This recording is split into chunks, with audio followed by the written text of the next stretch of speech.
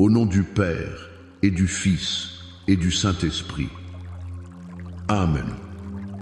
Bonjour, ma famille prophétique. Que la paix de notre Seigneur Jésus-Christ, l'amour de Dieu le Père et la communion du Saint-Esprit soient avec toi, dans ta maison, sur tes enfants, en ce moment même. Respire profondément. Eresoi sapaish. Avant de commencer, je veux que nous prenions un instant pour nous placer sous la protection divine. Père éternel, au nom puissant de Jésus-Christ, je viens devant ton trône de grâce. Je te présente chaque personne connectée en ce moment, chaque famille représentée. Seigneur, je plaide le sang de l'agneau, le sang précieux de Jésus, sur chaque vie. Je déclare que ce sang nous couvre maintenant, comme un dôme de protection impénétrable. Qu'il couvre nos esprits, nos pensées, nos émotions. Qu'il couvre nos maisons, nos portes, nos fenêtres. Que le sang de Jésus soit une ligne infranchissable pour l'ennemi. Tout plan de l'adversaire, toute flèche enflammée de découragement, de maladie, de division, est maintenant brisée, anéantie, renvoyée à l'envoyeur, au nom de Jésus. Nous déclarons que nos maisons sont des sanctuaires de paix, des territoires saints où seul ton esprit règne. Saint-Esprit, nous t'invitons. Viens, Esprit de Dieu, Esprit de vérité, Esprit de consolation. Prends le contrôle de ce moment. Ouvre nos cœurs, ouvre notre entendement. Nous ne voulons pas seulement entendre des mots, nous voulons recevoir une révélation qui transforme nos vies. Et en ce moment même, je veux prier pour toi qui portes une blessure si profonde. Une blessure liée à l'amertume, au ressentiment. Tu essaies de pardonner, mais tu n'y arrives pas. La douleur est trop vive. La trahison a été trop grande. L'injustice te crie aux oreilles. Écoute la parole de Dieu pour toi dans Éphésiens 4, versets 31 et 32. Que toute amertume, toute animosité, toute colère, toute clameur, toute calomnie et toute espèce de méchanceté disparaissent du milieu de vous. Soyez bons les uns envers les autres, compatissants, vous pardonnant réciproquement, comme Dieu vous a pardonné en Christ. Ce n'est pas une suggestion, c'est un commandement qui vient avec une promesse de libération. Alors, Père, au nom de Jésus, je brise maintenant la puissance de l'esprit d'amertume sur la vie de mon frère, de ma sœur. Je commande à cette racine d'amertume qui a empoisonné ton âme d'être arrachée maintenant. Au nom de Jésus, sois libre. La grâce pour pardonner est libérée sur toi maintenant. Hesoisle. Avant de plonger dans la parole, ma famille, je veux te demander de faire 3 choses très rapides. Premièrement, écris Amen. Je reçois ma libération dans les commentaires. Faisons de cet espace un lieu de témoignage. Deuxièmement, clique sur le bouton j'aime et abonne-toi à notre chaîne pour ne manquer aucun de ces moments prophétiques. Tu fais partie de cette famille. Et troisièmement, partage ce direct maintenant avec au moins 7 personnes. 7 est le chiffre de la perfection divine. Il y a 7 personnes dans ton entourage qui ont besoin d'entendre ce message de grâce et de pardon aujourd'hui. Sois le canal de leur bénédiction. Et je te fais une promesse. À la fin de cette session, je vais prier spécifiquement pour tous ceux qui luttent avec une trahison qui a détruit leur confiance et leur capacité à aimer de nouveau. Reste jusqu'à la fin, ta restauration commence aujourd'hui. Le thème que le Seigneur a mis sur mon cœur est puissant et transformateur. Seigneur, donne-moi la grâce de pardonner comme toi et nous allons le regarder à travers la lentille magnifique du psaume 23. Tu te demandes peut-être, pasteur, quel est le rapport entre le psaume du bon berger et le pardon? C'est une excellente question. Le pardon n'est pas une simple décision intellectuelle. C'est une œuvre profonde de l'âme qui est impossible sans la sécurité, la restauration et la provision que seul le bon berger peut nous donner. Le psaume 23 Newton n'est pas juste un joli poème. C'est la feuille de route de notre guérison intérieure, la source de notre capacité à pardonner l'impardonnable. Notre premier point est celui-ci. Le pardon devient possible quand on réalise que le berger est notre suffisance. Le psaume commence par une déclaration qui change tout. L'Éternel est mon berger, je ne manquerai de rien. Répète-le avec moi, où que tu sois. L'Éternel est mon berger, je ne manquerai de rien. Qu'est-ce que l'offense nous fait? Qu'est-ce que la blessure nous vole? Elle crée un manque. Quelqu'un t'a volé ta paix, ta joie, ta réputation, tes finances, ton innocence. Et l'amertume, c'est s'accrocher à cette dette en disant « Tu me dois quelque chose, tu me dois des excuses, tu me dois réparation, tu me dois la paix que tu m'as prise. » Et tant que tu te concentres sur ce manque, sur cette dette, le pardon est impossible parce que tu attends que le débiteur paie.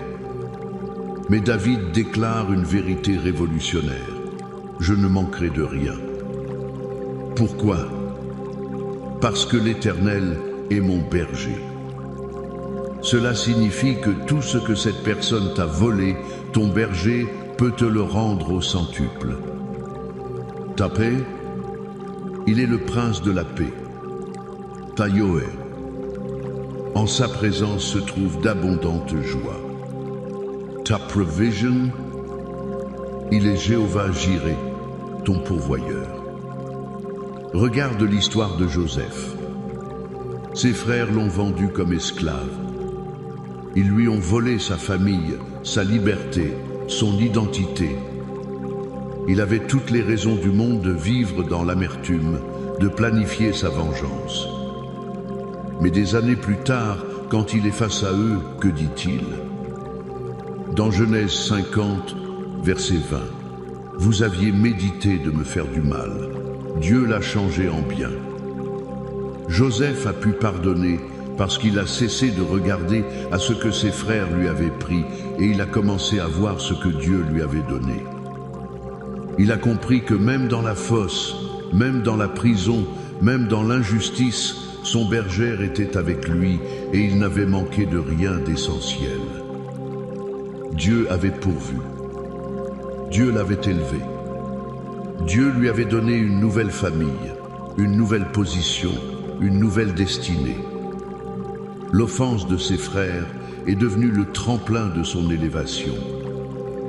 Écoute-moi bien. La blessure que tu as subie, cette trahison qui te fait si mal, Dieu est assez puissant pour la transformer en bien dans ta vie.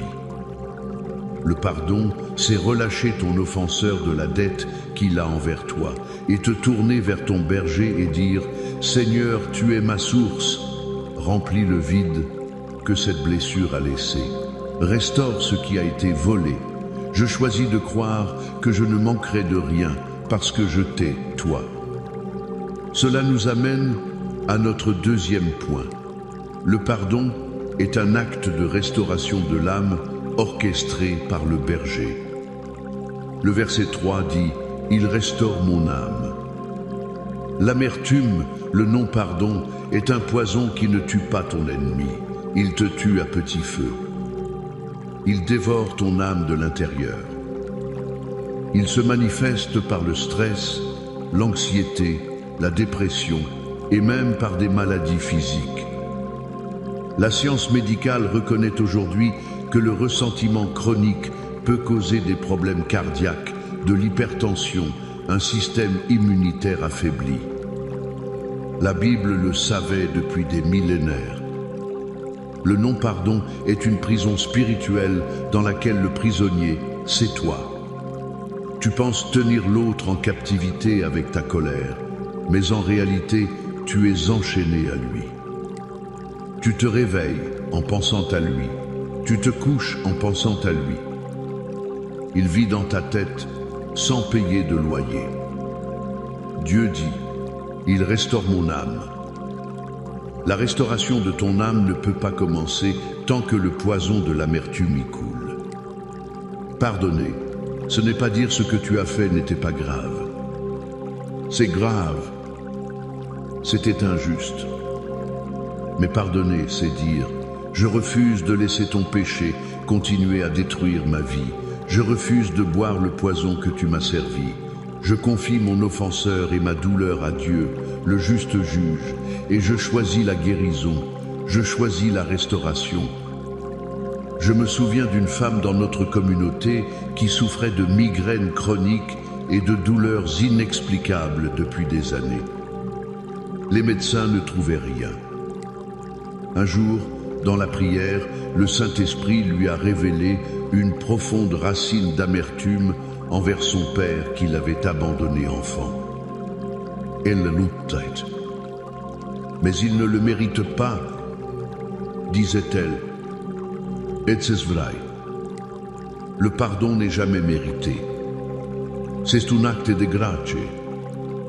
Le jour où elle a pris la décision, en larmes, de dire « Père, je choisis de pardonner à mon père. Je te remets ma douleur. Restaure mon âme. Quelque chose s'est brisé. » Dans les semaines qui ont suivi, ces douleurs ont commencé à diminuer jusqu'à disparaître complètement. Pourquoi? Parce que le berger a commencé son œuvre de restauration quand elle a libéré le poison. Aujourd'hui, je te pose la question, es-tu fatigué d'être malade? Fatigué d'être tourmenté? Laisse le bon berger restaurer ton âme. L'acte de pardon est la clé qui ouvre la porte à cette restauration divine.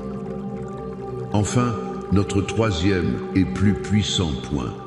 Le pardon, c'est choisir de s'asseoir à la table du berger, même en présence de nos adversaires. Écoute cette image incroyable du verset 5. Tu dresses devant moi une table en face de mes adversaires. C'est l'un des versets les plus profonds de toute la Bible. Remarque bien, Dieu ne dit pas « Je vais éliminer tous tes adversaires et ensuite je dresserai une table pour toi ». Non.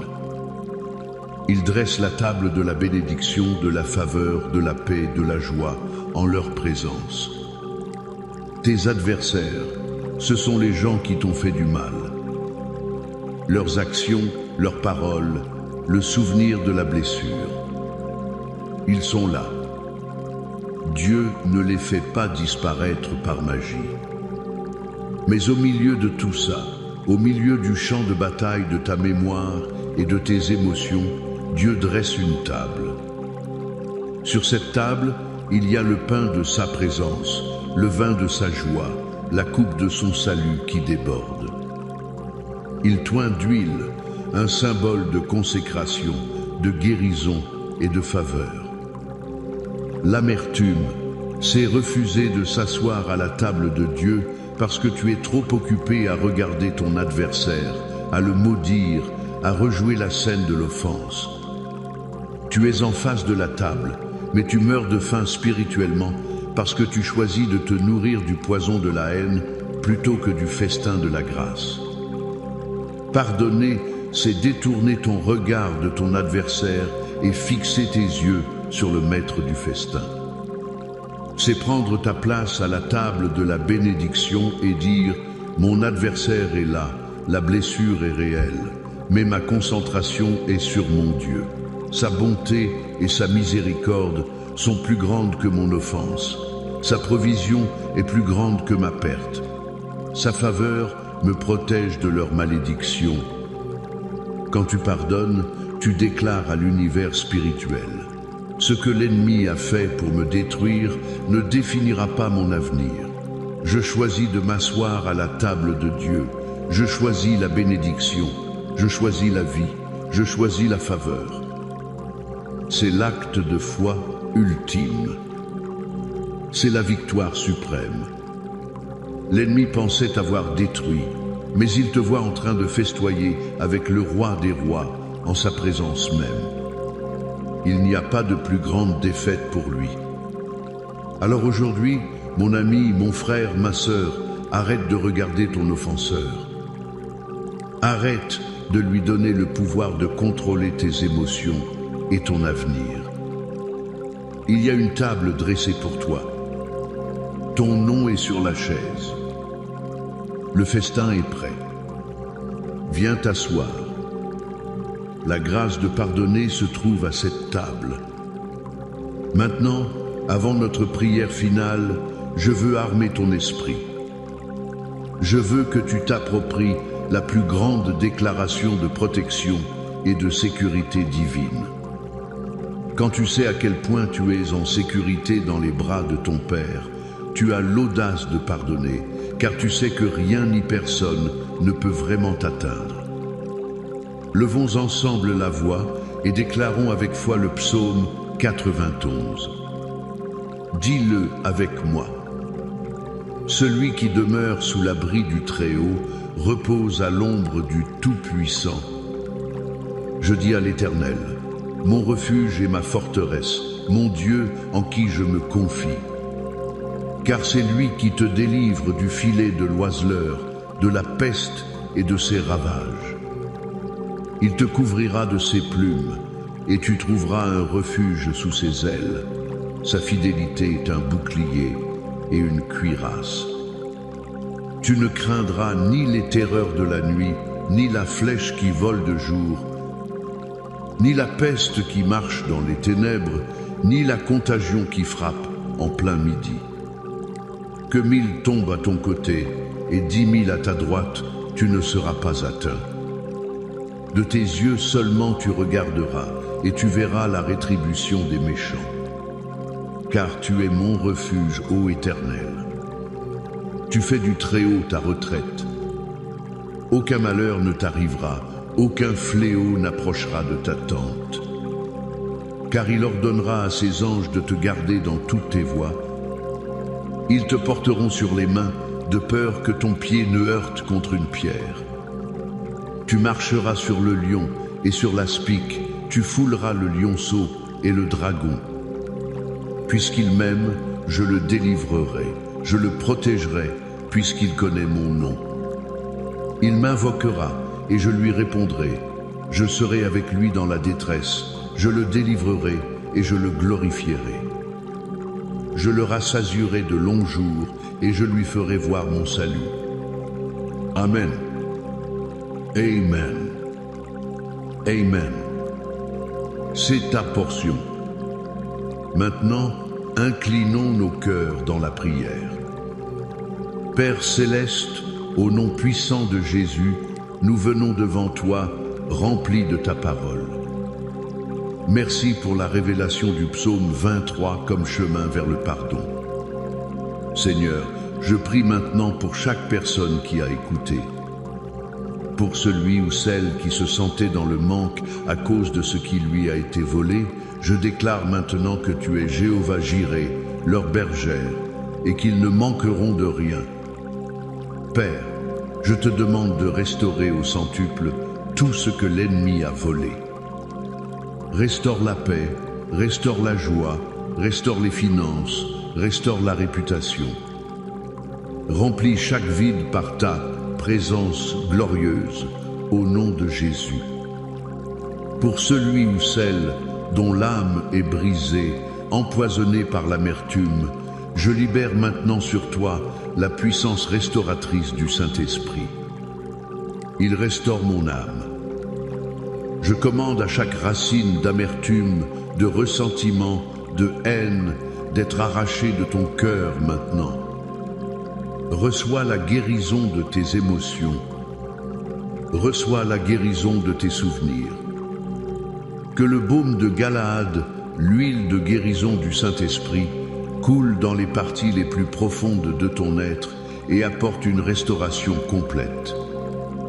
Et pour tous ceux qui se sentent encore tourmentés par la présence de leurs adversaires, je déclare que la table est dressée. Prends ta place maintenant par la foi. Je te vois t'asseoir à la table de la bénédiction. Je vois le Père toindre la tête d'une huile fraîche. Je vois ta coupe déborder de joie, de paix, de faveur, de percée. Tourne le dos à ton offenseur et fais face à ton Rédempteur. Mange à la table du roi.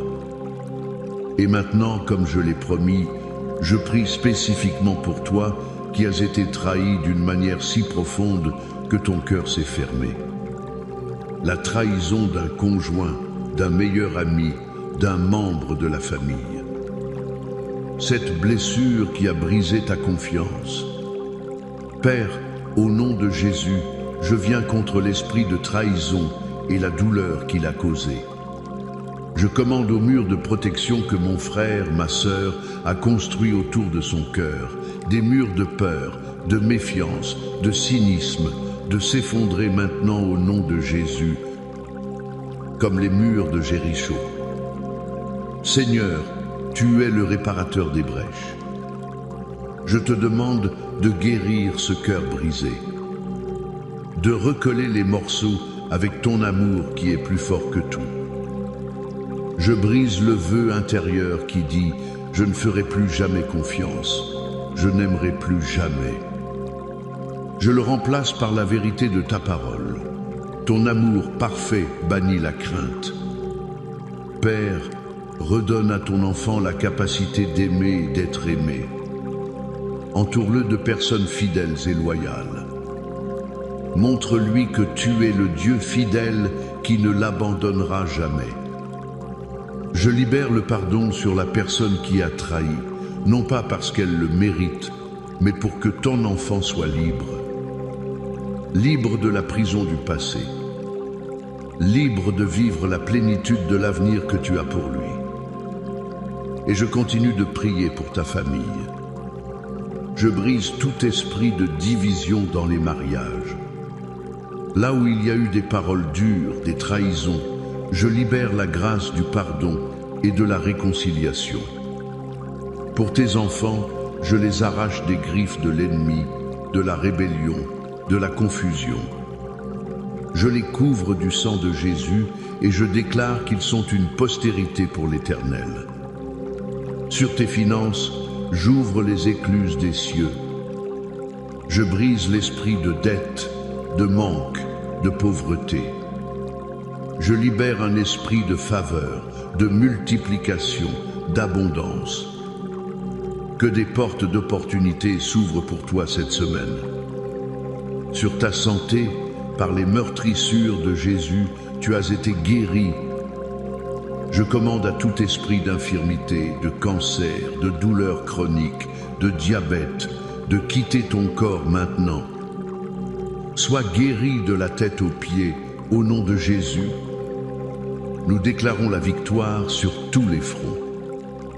Victoire spirituelle, victoire émotionnelle, victoire familiale, victoire financière, victoire sur la maladie. Tu es plus que vainqueur par celui qui t'a aimé. Maintenant, reçois cette bénédiction finale.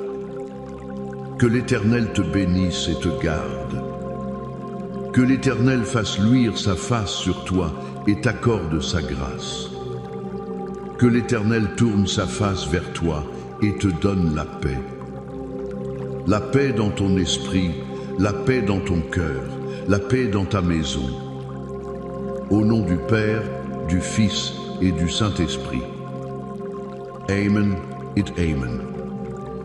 Va dans sa paix et dans sa victoire.